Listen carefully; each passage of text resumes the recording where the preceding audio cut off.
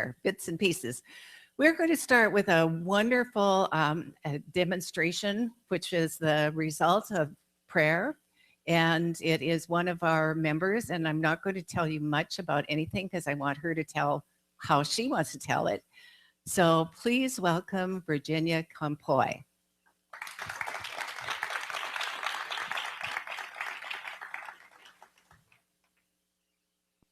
So Thank you, happy Dr. you're Heather. here. Look how beautiful you look. Can you hear me? Wow, it has been a journey. This is my Bible. This thing called You. I recommend it. Fits in your purse. I've been reading it forever. So I'll start out with a passage on page 24. Jesus was very explicit in his teaching of the use of faith. He said, "If you ask for bread, you will not receive a stone. This is equal to saying if you plant a rose bush, it will not become a lemon tree." The law of faith operates with integrity on the definite idea, thought, expectancy, or acceptance implanted in it. I've known this. I've known this all my life, but it always felt like it was something from the outside that I had to reach for. I was taught that, and I embraced it. I'm a good student. So I came across a point in my life in 2010 when I experienced the crash. I even felt emotionally that something was coming. I went to therapy thinking that maybe if I worked it out, but I had this doom and gloom thought. And I had forgotten that your thoughts become things. But yet, I kept persisting with this thought. And of course, the evidence manifested over and over and over again. I lost my job. I was homeless. I lost my job for a year. I couldn't, Walmart didn't want me. Um, so it was quite an experience. And at one point, a friend of mine reaped a miraculous thing. And I said, "How did you do this?" And she said, "I read this book. It's called Ask and It Is Given by Abraham Hicks. I don't know if you're familiar with it, but it's a good read." I read it. I embraced Wayne Dwyer. Of course, I had learned about Marianne Williamson long ago, John Bradshaw. I mean, I've read them all. But there have been points in my life where I realized I had forgotten the discipline. And so I was actually led to a new opportunity. And this friend who recommended the book said, "You ought to go to this little church." She knew I was from a different religion. And I said, "What church is that?" And she said, "The Center for Spiritual Living." This was in Carlsbad, where I met Karen Meyer. And I went there, and people were happy. And Reverend Debbie embraced me and asked me to light the candles the second time I went there. And I looked at her and I said, "I can't do that." But what I was saying is that I'm not worthy of that. I mean, we were taught in my religion that girls were not allowed on the altar. And so there was no way I could do that. And she said, "Yes, you can." And I tried it. And little things kept opening up to me, and I started holding on to them. And little by little, the energy shifted, and I started being thankful for even a parking spot. And I was playing with God at that point. It was like, "You always are with me." And what am I thinking? But yet there were struggles that continued, but I kept moving on and reconnecting. I had to move several times, but always in the location that I was at. I reached out to a local center of spiritual living and held on and held on. And finally, I started taking classes. And the more I immersed, the more it became one, the more it was me. And I was reminded. And I was led here 2.5 years ago. And I really immersed myself in almost a year of classes, right, Dr. Heather? And it was Marianne Morrissey, the money management class, that really manifested something greater than I could ever expect. I was without a job, um, unemployment, and in less than 6 months, I became employed with a wonderful opportunity, given a permanent placement. It started off as a temp job, and they offered me $15,000 more. And this was after I started really practicing in tithing. So that principle works. The other thing was is that I finally felt like I was soaring. A job, good money, a place to be, and then I got a sore throat. It wouldn't go away. And I talked to Dr. Heather I was in class. We were Essence of Ernest Holmes. And she said, what is it about your voice that you're holding back? Well, throughout my life, either I was known as kind of like the Lucy character who knew everything, fought every injustice, or I was sarcastic or I was quiet and held it in. I didn't know how to create a balance of being able to say what I felt without hurting anyone. And then it came up to the fact that it manifested as throat cancer. And I thought to myself, well, here I am finally getting this stuff. I got this great opportunity, and now this. And even a friend of mine, it's interesting when you come up with a devastating diagnosis, what your friends and family and how they react. One of them came up to me very angrily, like, what are you, I thought you were getting this. And I looked at her and I said, I am getting it. I have forgiven everyone and myself. I just don't think my body has caught up with my head yet. So it's time to get really aligned. And what I've learned is that there's always two sides, right? In order to experience one contrast, we have to experience the other. So I knew my rainbow and my pot of gold was ahead of me. And I knew that I could be my own worst enemy. So I thought, what will I do with this? I've had others in my family who've successfully overcome their diagnosis, and I was going to be another one. So I reached to my center here that had taught me so much and who had supported me so much. I reached out to Dr. Heather. We have resources here that we don't even know about. It was Reverend Judy who had me on the second hello when I came because she remembered my name. She made me feel like I mattered. The biggest resource was Barbara Klein Roebuck, a holistic nurse that we have under our roof who believes in our practice, who actually taught me how to balance myself, taught me how to heal myself. Patty Mercado, you need to pray with her.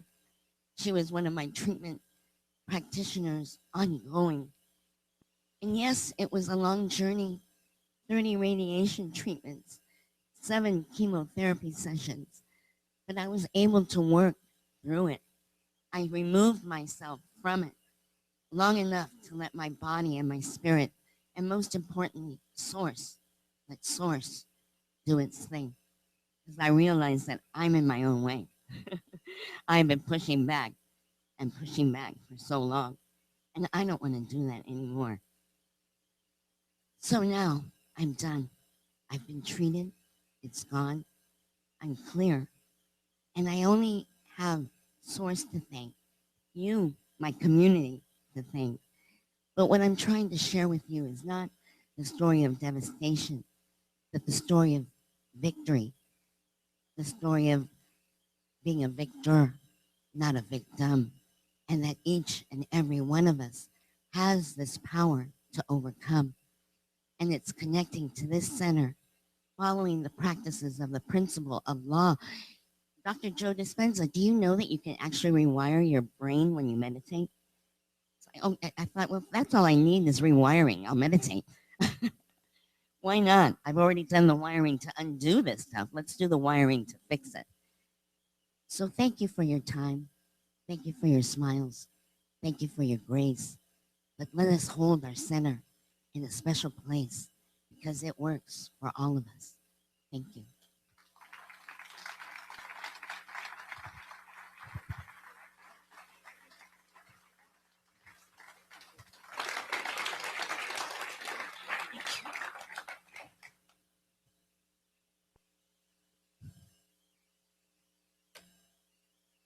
Thank you so much, Virginia. I couldn't have had a better beginning to my message this morning, which is dealing with conditions, dealing with conditions. The condition, so many that you shared, from losing your job to the manifestation of throat cancer, and so many demonstrations of practicing the principle of life, the principle of God, the principle that there is only one life, and that life that is God's life is within each and every one of us. It's available and it's all power. It is the power of life. It is the power of creativity. It's the power of health, of beauty, of every single good thing. And it's already right where you are, right where I am. We don't have to manufacture it. It's already right there. So it's learning how to best cooperate with it. Because right now, you already have everything you need. Right now, you're already as spiritual as you're ever going to become. You're already as loved as you possibly could ever be. You're already as creative and connected as you could ever desire. So it is simply a matter of remembering that that power wants to move through us, to express through us, and to cooperate with it.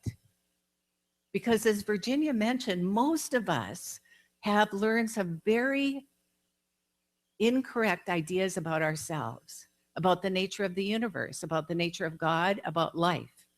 And we're all doing the best we can with what we have. But once we know better, we can do better. Once we know better, we can do better. What I heard Virginia say, and what I know is true for her, is she consciously used this principle. And I saw her as a student. She is one of those students that if she was supposed to read something during the week, she didn't just read it once. She'd read it every day until she really got it. She wouldn't just look at it. She would write it and rewrite it. So she was immersing herself in the ideas. And here's, it's pretty easy to grasp the concept. It's pretty easy to grasp the concept, but to embody it as the truth of your being takes commitment, it takes dedication, it takes intention, and it takes self-love. Louise L. Hay, who just by the way, studied with Raymond Charles Barker. Reverend Judy is just finishing a class that Reverend Raymond Charles Barker wrote the book for, and Raymond Charles Barker studied with Ernest Holmes. Everything came from Holmes, so everything is from the same source. And Louise Hay says, and I just saw a newer video, one where she looks like herself, her today's self, saying that first of all, there are a tremendous number of autoimmune diseases now, way more than there were in the past. I see nurses out here going, more autoimmune diseases. So that means diseases where the body is attacking part of itself. It doesn't recognize the self as friend, recognizes that part of the self as foe and attacks it. And she says, doctors are puzzled by this, but you and I are not. Because what we know is when you don't love yourself, your body suffers. When you don't love yourself, then of course they can search for whatever other kinds of issues it reveals. But first and foremost, the cause. First and foremost, look yourself in the eyes in your mirror and tell yourself the truth. I love you. I really, really love you. See the God shining within you. See that goodness shining forth from you. See with God's eyes, through God's eyes. And then you can only see good. You can only see the way the divine would see. So for 99 years, since Dr. Ernest Holmes started teaching this, for 99 years, we've been saying the same thing, that there's a power for good and we can use it.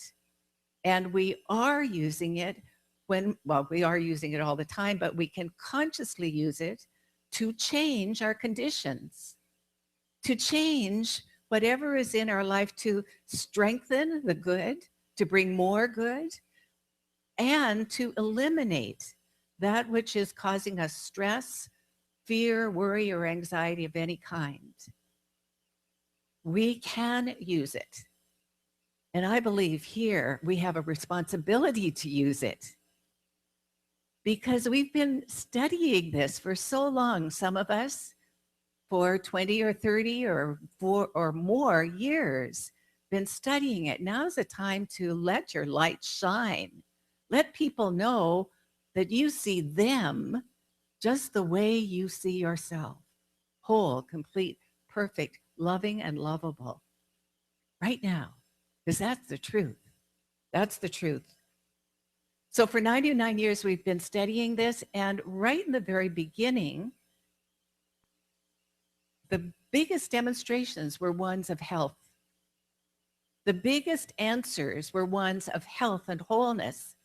And they really got our attention then because there were no medical ways to look after the symptoms. So for instance, Dr. Frederick Bales, who worked with Dr. Ernest Holmes in the Church of Religious Science in Los Angeles, developed diabetes when he was in his 20s. And in those days, there was no cure. It was a death sentence. So he read one of Ernest's favorite books, the Edinburgh Lectures. Anybody? I know some of you have read it. Some of you really like it. I love it. Read the Edinburgh Lectures, and he used the principles in that book to cure himself, heal himself. Just as Virginia has just shared with us, the healing starts from within. You know, when an elephant is this huge creature and very strong, but if you ever look at elephants, they usually are tethered with a tiny little rope, a tiny, tiny little rope. When the elephant was a baby, it had a big rope tied around it, and it could not move from its tether. And so the trainers trained it to believe that no matter what size of that rope, as the elephant got bigger, the rope got smaller, it didn't try any longer because it believed it could not get away from its tether. Why this is important to us is because we have unexamined beliefs about ourselves that we know are true. Just like that elephant knows it can't move past that tether because it tried it when it was a baby and see, it couldn't move it, and now it can't either. But we know, we look at that elephant and go, my gosh, that's a massive being. Of course he can move or she can move. Can you imagine the divine mind within us is saying the same thing? I mean, if it could, the conversation would be something like this. That's a really unusual way of thinking for someone that is created in my image, for someone that is powerful beyond measure. That's a really curious way of thinking. And you know, most of us have our stories. We have our stories about how life brought us to this place of beingness. And most of them, although they're based on fact, are a pack of lies. I remember as a little girl watching my mom get ready for something where she had to curl her hair and put on lipstick. I remember watching her look in the mirror, and as she was doing so, she would finally, in disgust, and really it was this, in disgust, she would put down her purse or whatever, and she'd say, well, you can't change a sow's ear into a silk purse. I might as well just get on with it. Now, of course, I thought she was my mommy. I thought she was just fine. My dad adored her, so he thought she was just fine. But then I would go to the store, and the grocer would say, how's little my mom's name was Leela. How's little Leela doing today? So my interpolation of that comment was, oh, I look just like my mother. No matter what I do to the outside of me, I'm never going to be good enough.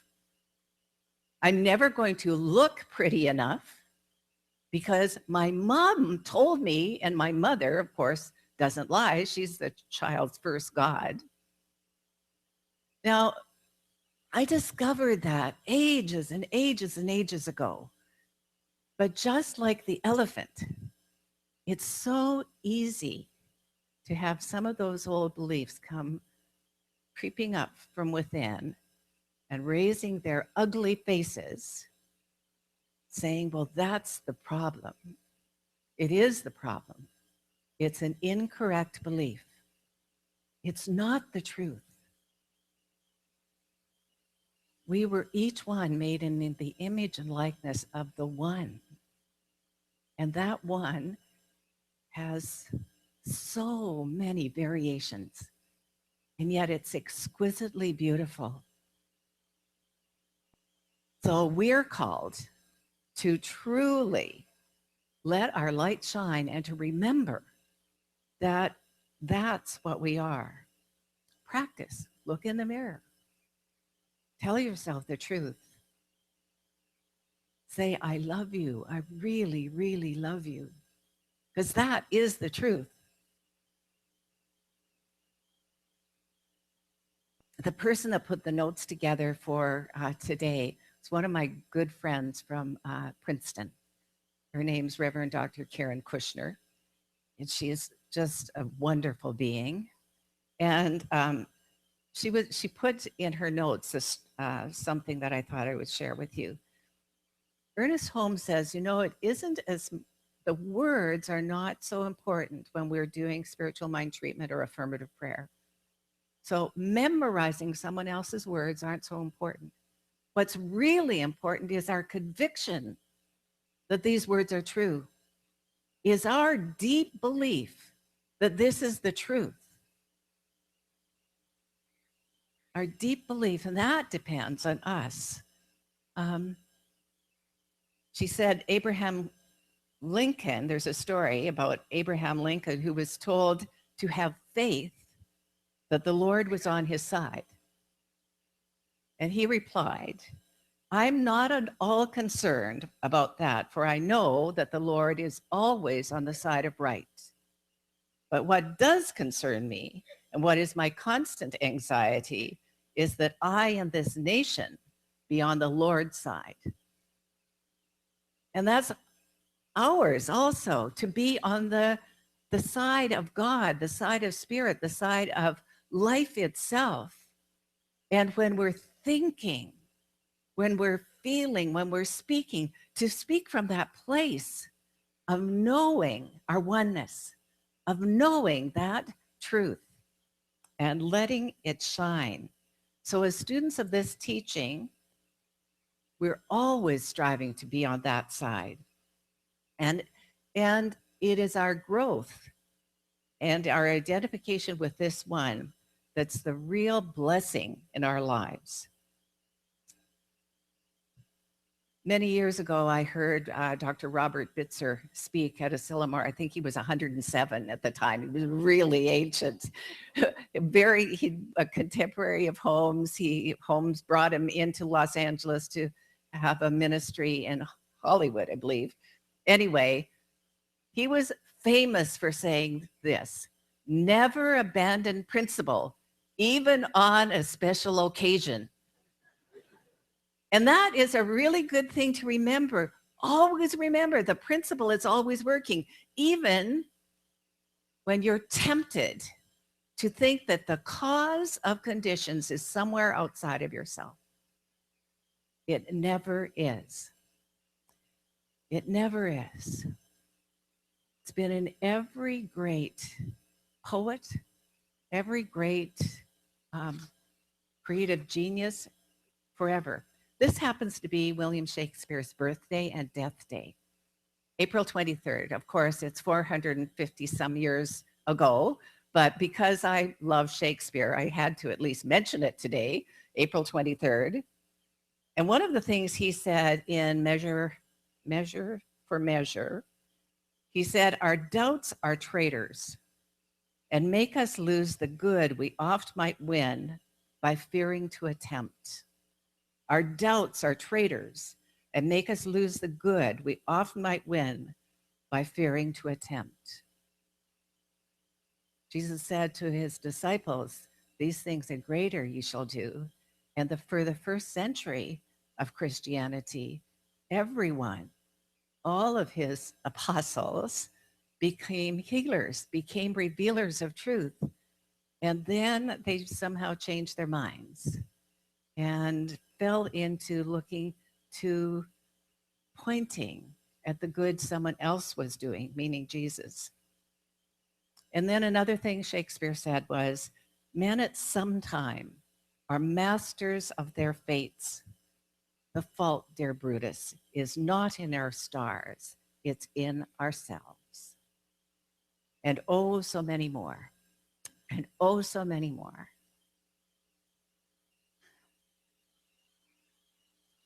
What a day for each one of us to make a commitment to, as much as possible, think through God's mind, see through God's eyes.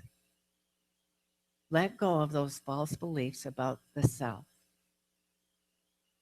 That's just a tiny cord that's binding us to those past beliefs. We have so much more power than we think we do. You're already perfect, whole, and complete. And so it is.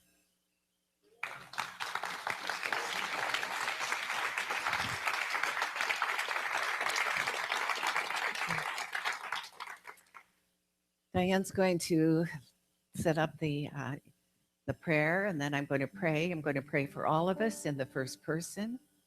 If anything I say doesn't feel right to you, just let it go.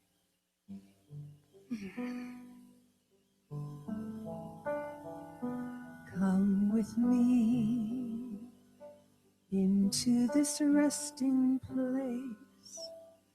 Let your heart be free.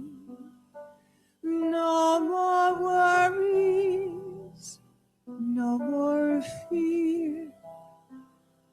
Only God is here. Let it go. Release your breath. Free your mind and fly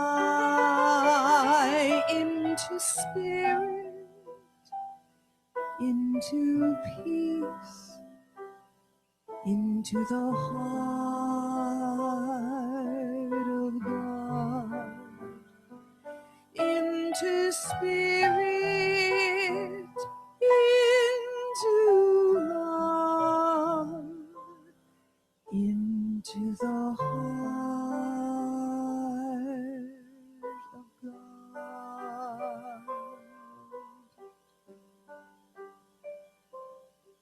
In this holy moment of right now, where all the power lies, I remind myself that the source of all, the creator of all, the essence of all is God, is spirit.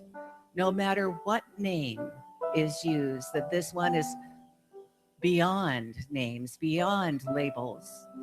It is that one that is all knowing, that is everywhere present, that is all power. And then I awakened to the awareness that this all power that is everywhere present must be right where I am, not just around me, not just in me as some sort of tumor, but as the essence I am, as the identity I am. And from that awareness, I speak my word. I speak the word with confidence and with certainty that I am here to demonstrate the principle. I'm here to be whole, complete, and perfect, vitally alive and fully conscious. I am here to let my light shine. And I know that every cell, every tissue, every function, every fiber of my body and mind is in perfect harmony with the nature of the divine. That my nature is God's nature. I deny any power of the past false beliefs and I see only beauty, only goodness, only greatness, only strength. I speak this word for the prospering power that I am, to make itself fully evident in everything I do, that I am enough and that there is enough, that the power of God within me is creating for me and through me plenty plenty of good in terms of money, plenty of good in terms of friendships, plenty of good in terms of ideas, plenty. There's more than enough, for I live in an abundant universe, and the thing itself is crazy about me.